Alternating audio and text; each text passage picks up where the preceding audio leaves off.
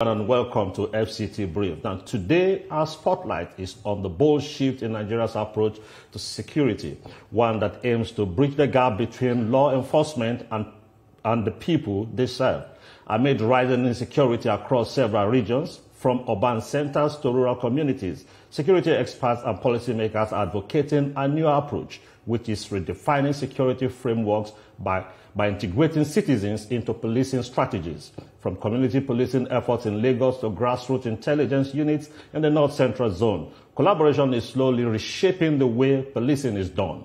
These citizen-led initiatives are providing crucial local knowledge that complements conventional policing.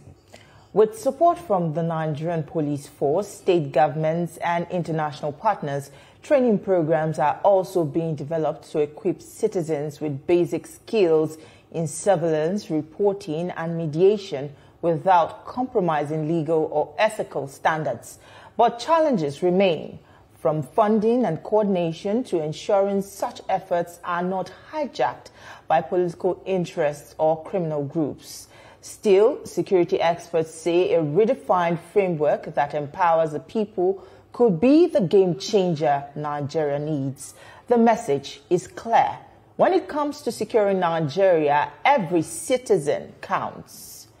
For more on the way forward in ensuring Nigeria's safety and adequate security for citizens, we have live in our studio a security expert, public intellectual, and public policy strategist, Jonathan Onoja.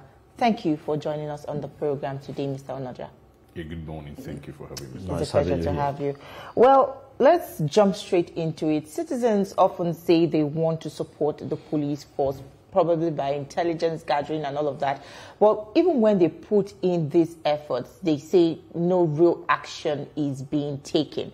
Don't you think that this also contributes to the lack of trust the public now has in the police force? And what can be done to improve and rebuild trust in our armed forces? Well, thank you so much. Yes, the citizen over the years has experienced this distrust, and they have seen failures, across our conventional security agencies. You'll be surprised. You have intelligence of what is going to happen. You give reports, real time. We had this intelligence, so, it's going to happen. But you'll be surprised that these people will still come, attack the communities, go unhurt, go unarrested. And so the citizens have actually fall, from that approach of the police versus the community. And that is why we do not actually have that effective community policing, because of the distrust from the people to the police. And so going forward, the people over the years has also come with and adopted a method where we begin to see the community vigilantes, the community policing strategies, where youth comes in numbers and then have a shift arrangement. This shift will come police the community this week. The next shift comes police. And then most times the community also go around helping them, supporting them, torchlights and all of that. This is because of the failure of our conventional security. And so the communities have adopted this approach. But the question is, how far have they been able to sustain it? Most times, these youths haven't given all their lives into this safety, and even most times accused. Yes, we know we have dubious ones amongst them, but then they're not even being supported. So one will have to go and struggle, get a torchlight. One has to go and struggle to buy equipment. The community are not actually supporting. And that actually made some of them to turn against the community over the years. Yeah. And in some quarters where you begin to have this arrangement of regional policing with the youth being integrated into some, what they call outfit, most times some government do not, sustain this, right? And when you do not sustain this, this approach or this, what is put on ground to save the communities, you come and you disband them with their trainings, with the skills. You don't consider the years of the services. Even our conventional security operatives, we are being careful of how we are being dismissed, because you may not know their afterlives in service and what they will become of the community or what they become of themselves after their dismissal. So we are being careful, but unfortunately, government is not taking cognizance of some of these things. And that's why in some states, where we begin to have the Ibubeagu, creation of some of this regional security outfits, down to Benue State, where we had the life protection guards that were inaugurated during the former Governor Oton, His Excellency former Governor Samuel Oton. Those boys, those set of groups were not taken along in the current administration of His Excellency Governor Alia. So now, with what is happening, what will be the fate of those that were, employed them? And so I have often said that you cannot solve a conventional insecurity with a regional security approach. So we must get it from the top, straight from the top, that these guys must be sustained, they must be incorporated and be recognized. And without doing is the call for state policing, community policing approach. Instead of the state policing, I've often advised that with the fear of what the governors are likely to do, why not we have, a system, or why not we have an alternative that is going to solve the problems and fill in the gap of intelligence, the gap of community policing, the gap of neighborhood watch, which we are lacking because of the inadequate presence of the police and the resources to our rural communities. All right. I like what you said about the community policing and the state police, but because of the politics involved, you keep hearing people talk about that we're not right for state police. The governors may use them. But listen, even at the present, our politicians are not still using the present police for their own selfish end. What I'm saying now is that we have some community initiatives that we can begin to advocate. There was a time, for instance, in the Southwest, you had the OPC. They were very effective. It was an initiative by the community before certain things came in, and then you have, like you talked about the Obiago, you had the Niger Delta Volunteer Force. Now, these are initiatives from the people. Now, can't we have a system whereby these various people-oriented initiatives, the government will take hold of them, institutionalize them, whatever name you want to give to them, instead of forcing down that, okay, what we need is state police. State police might not work for us in Nigeria. It might be these initiatives. So shouldn't we sit down and begin to look at our peculiar challenges and how to address them? Yes, like you rightly mentioned, the OPC you talked about, what is the current fate of the OPC members today? Are they effective? Are they still in service? Are they still serving? So that is why I recanted and I said that solving a conventional problem, which is insecurity, with a temporary regional solutions will not address the problems. Yeah. And so the government of the day have a better opportunity to address these problems. There are initiatives, there are bills that are targeted towards solving most of these challenges. What we are lacking today in the rural communities is intelligence gathering, the neighborhood watch. You see people goes into a community from one point to another. Nobody is being asked from where to where. There was a time they told me there was a curfew in a particular state. I visited the state. I was there, and at 2 a.m., I decided to take walk around the communities, and there was nobody to ask me the traditional question from where to where. And so what we are lacking is the deficit of trust from the people to our current conventional security, which is the police, that is saddled with the responsibility of the internal safety, protections of life and property. Now, what we also need is that intelligence and that real-time information, disseminating this intelligence to the people and to know the necessary actions. We don't have response mechanism, active response mechanism in this country at the moment. Where we have it is only within the Federal Capital Territory, only associated to our senators, the governors that do not stay in the state, and perhaps the president. But still, we are still having some front and back. So coming to your questions, to solve these problems, I've urged the National Assembly, particularly the leader, the Senate leadership, to please look at certain bills that are before them that is targeted towards solving these issues of intelligence, these issues of neighborhood watch. I give you an instance. The bill of the Nigerian Peace Corps bill, the Nigerian Peace Corps bill, that have been there over the years. What is the framework of the bill that contain neighborhood watch? This will go a long way in enhancing intelligence, collaborating with the community to get the real intelligence about the people. One of the advantage that this bill carries is that an establishment that already have commands and structures across all the 36 states.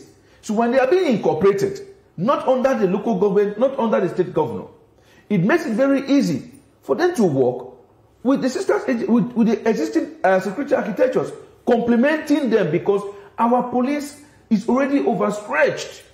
We are talking about criminal case. One bandit is somewhere you are prosecuting.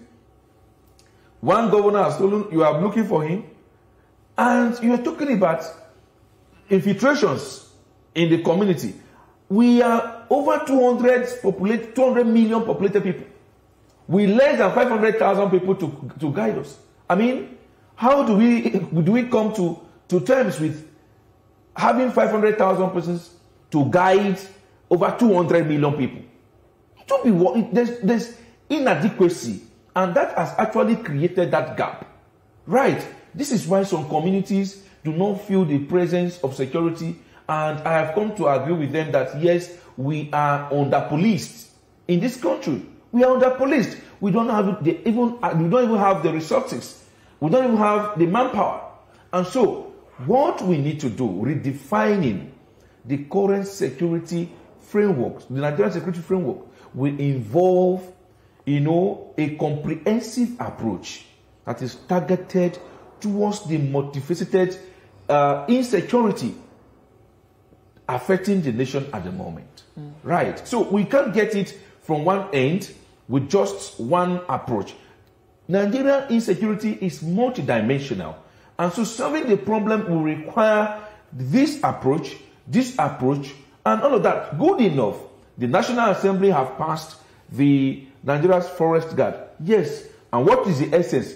Targeted towards eliminating all the criminals that is hiding in our forest. Right. So we can also turn this forest to become a reserve. We can turn it to even tourism when it is well managed. And we begin to see tourists come into the country, enjoy these beautiful scenes. So if we have people managing the forest, we also require people that will be at the neighborhood, will be in the community, disseminating these informations, gathering this intelligence, collaborating with the community for an effective community policing and integrated neighborhood watch. That's right. I like the angle of the forest guards you brought into the discussion, but we'll talk more on that right after this break. Don't go anywhere. We still have more for you on the program.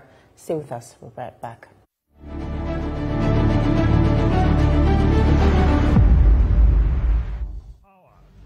Politics and accountability on fireworks. No seat is too high, no question too hard. If they hold an office, they are on the hot seat. If they have power, they answer to the people and answer the hard questions. Only strong men lead, not weak men who don't have knowledge, who don't have capacity, who don't have access. This is not just talk. This is fireworks. Corruption in one. You cannot send your animal to where they train police officers. No filters, no favoritism, no fear. No holds back. Unbiased, unafraid, unfiltered. Why should public servants, people elected into office, elected to serve the people and are being funded by the treasury of the state? Fireworks, only on TVC News. TVC News, first with breaking news.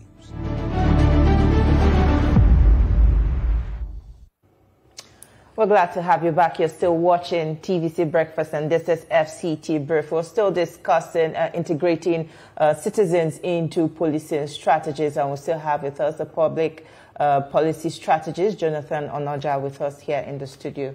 Well, before we went on the break, you were talking about the forest guards, which is gaining attention at the moment, and people are asking, is this going to be sustainable? Is this going to be sustained? On the other hand, there's a question about, or there are growing calls for citizens to protect themselves, since they are the people that are being attacked first.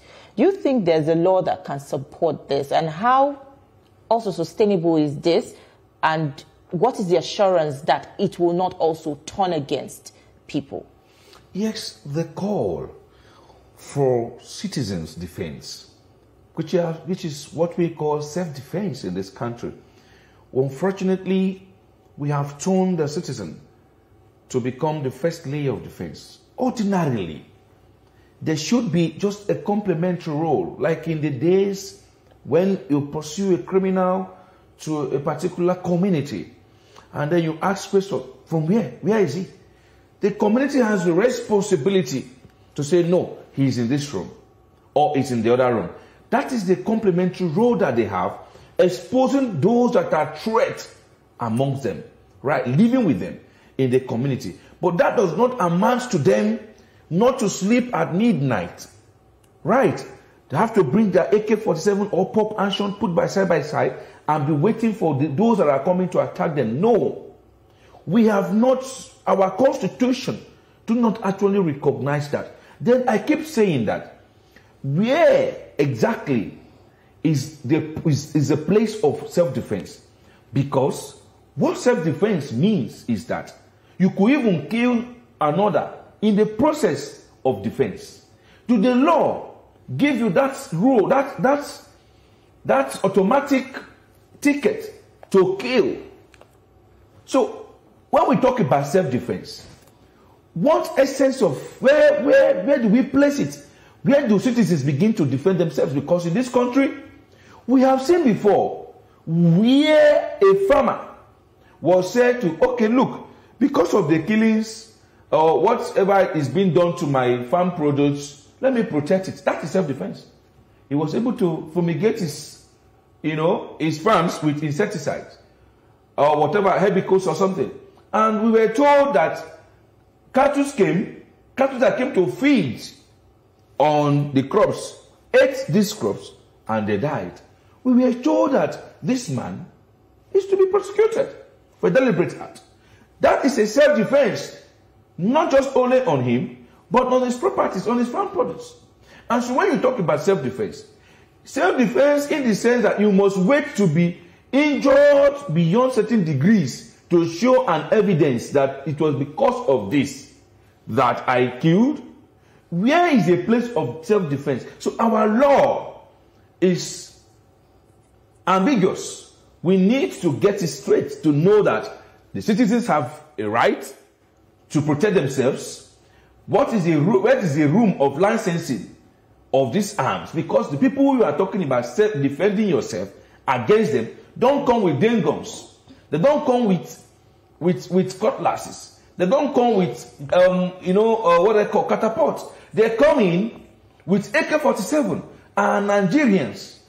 Legalized. I would like to follow up with a question, because it's still in the line of this self-defense. Some citizens have also been accused of sheltering some of these, bandits and criminals in return for their own security to protect themselves. How do you now close the gap and assure the citizens that they don't need to do this before they are adequately secured? Because this is fueling the problem as well. You see, citizen participation in neighborhoods watch, it's a major role. Why you see allegedly some communities begin to submit their loyalty to the bandits is because of the failure of our current security agencies.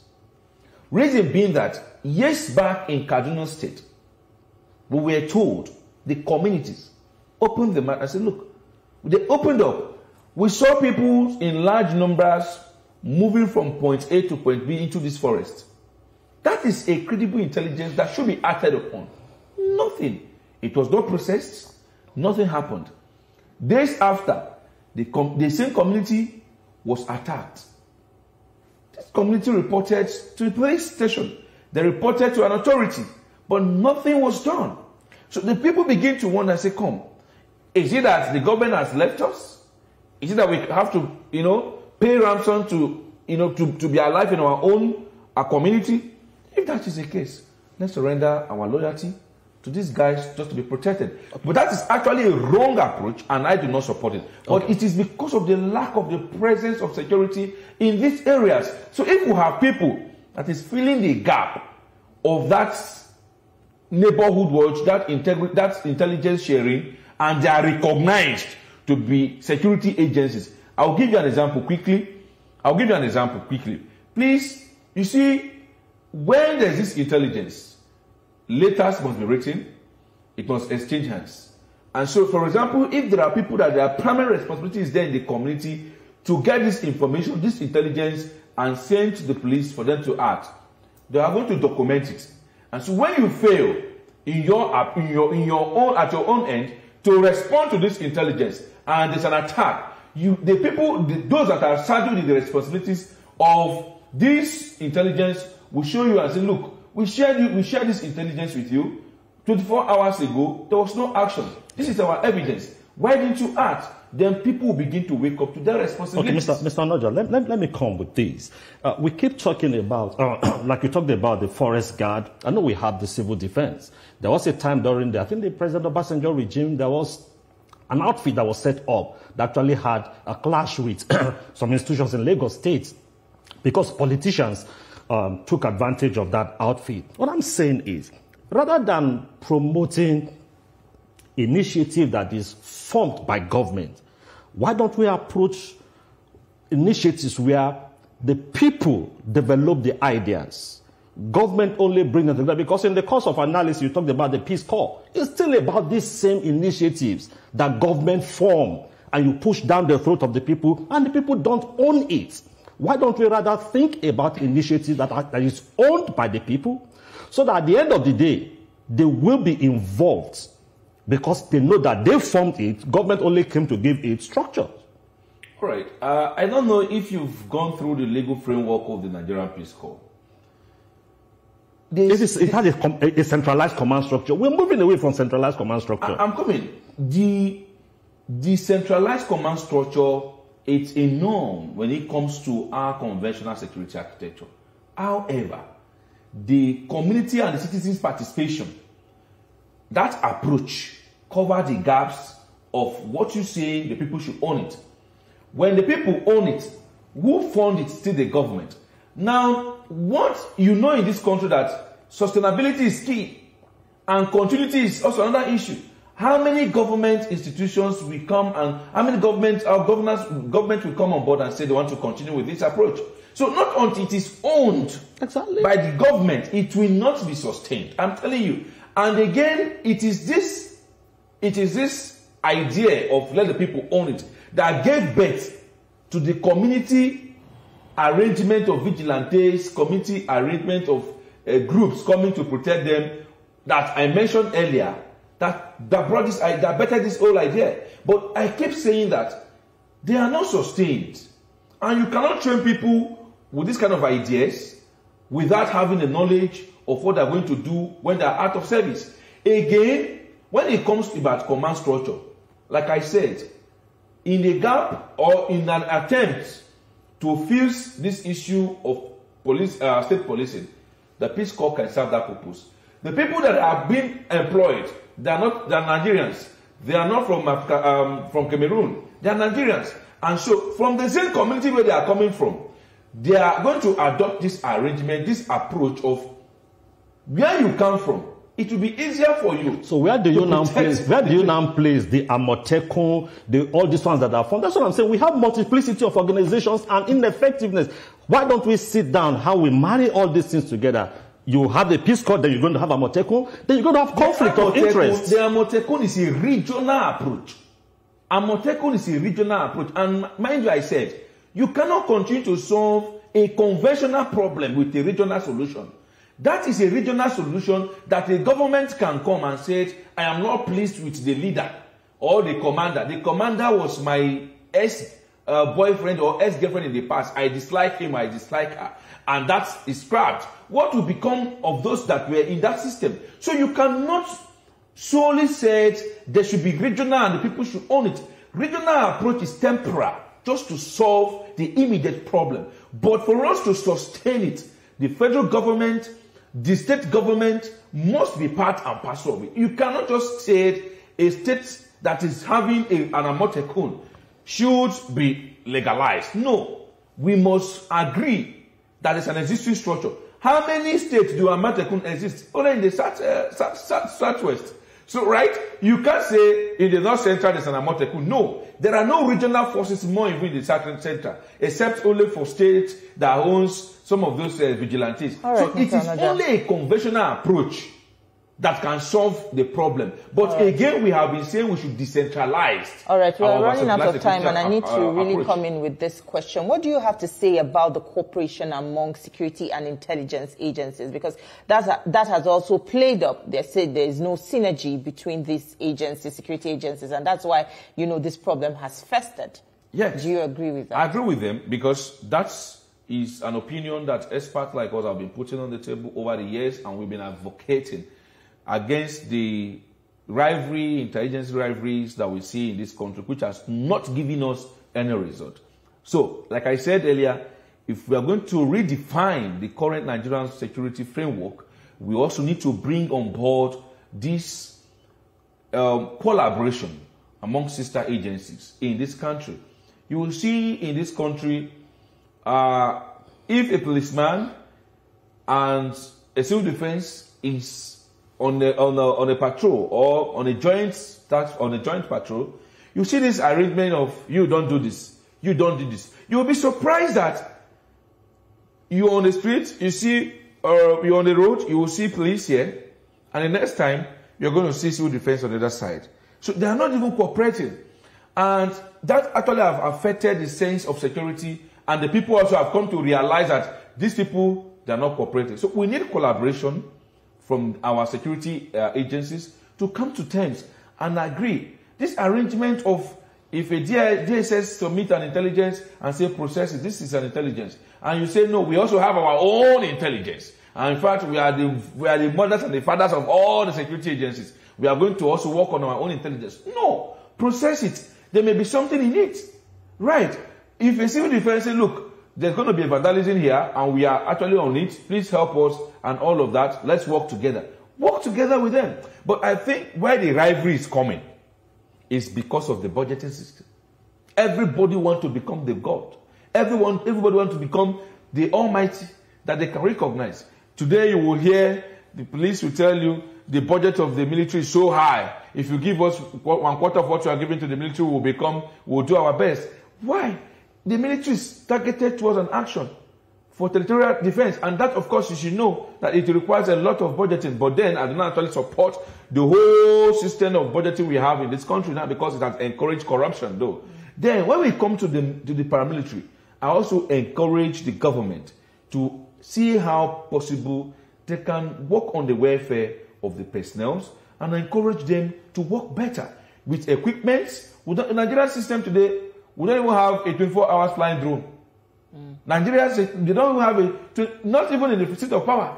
All right. Only time we see that is when there's maybe an election in one state, maybe as an off-cycle election, we'll see our helicopters hovering all around. So please, let the government support them. And then finally, I will also urge the National Assembly, the leadership of the Senate, His Excellency, the Senate President, Akpabio, to please, Godswill Akpabio, to assent to the Nigerian Peace Corps Bill as a matter of national urgency. All right. Fine place to leave it. We must say thank you so much for your contributions on the program this morning. It was a delight speaking with you. Thank you so much. My pleasure. Thank you for having me here. Well, thank you for joining the conversation this morning. We'll now hand you over to our Lagos studio where Veronica and the rest of the crew are standing by to continue with the rest of the show. All right, thank you, CJ Suane Shomobo, for that conversation. Back in Lagos, it's time now.